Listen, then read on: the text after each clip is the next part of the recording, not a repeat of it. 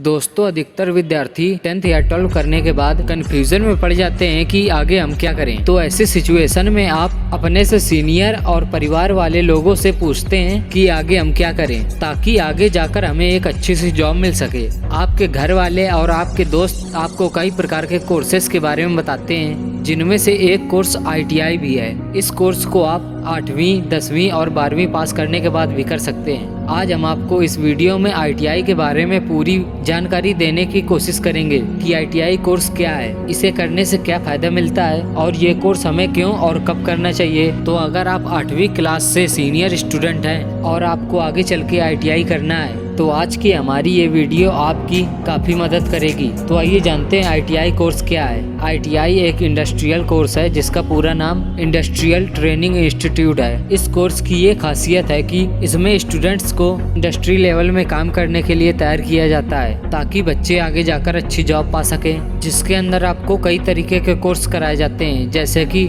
Mechanic, electronic, fashion designing, computer और बहुत सारे ऐसे और से कोर्सेज हैं जिन्हें करके आप अच्छी सी जॉब पा सकते हैं। इस कोर्स को करने से आपको बहुत सारे फ़ायदे मिलेंगे। तो आइए जान लेते हैं इसके फ़ायदे कौन कौन से हैं। इस कोर्स की खासियत ये है कि इसमें आपको थ्योरी से ज़्यादा प्रैक्टिकल चीज़ें करवाई जाती हैं, ताकि बच्चों को अच्छे से समझ आए।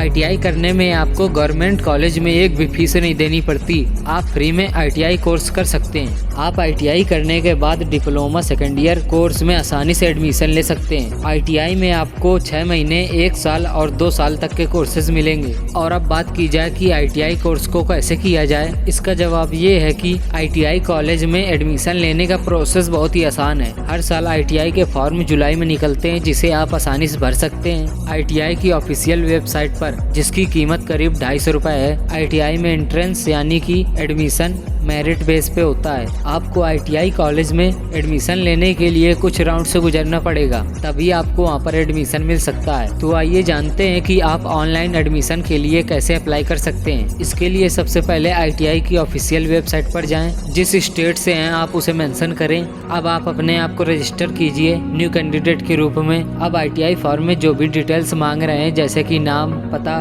इन सभी को फिल कीजिए। अब जरूरी डॉक्यूमेंट वेबसाइट पर अपलोड कीजिए और अपने फॉर्म को सबमिट कर दीजिए और इस फॉर्म का प्रिंट आउट ले लीजिए, ताकि आगे आपके काम आए। ज़्यादा डिटेल्स के लिए वेबसाइट को रोजाना चेक करते रहिए कि कोई अपडेट आया है या नहीं। ITI कोर्स में अप्लाई करने के लिए कुछ जरूरी चीज़ें, आपके पास 8वीं या 10वीं या 12वीं की मार्कशीट होनी चाहिए। कम्युनिटी सर्टिफिकेट SC या OBC के लिए आधार कार्ड, बैंक अकाउंट की डिटेल्स, डेबिट कार्ड या क्रेडिट कार्ड ऑनलाइन पेमेंट के लिए होने चाहिए। तो आइए बात करते हैं ITI में कौन कौन से कोर्सेज हैं। ITI में आपको कई प्रकार के कोर्स या ट्रेड मिलते हैं, जिसमें आपको नॉर्मली 2 तरह के ट्रेड मिलेंगे। पहला इंजीनियरिंग और दूसरा नॉन इंजीनियरिंग।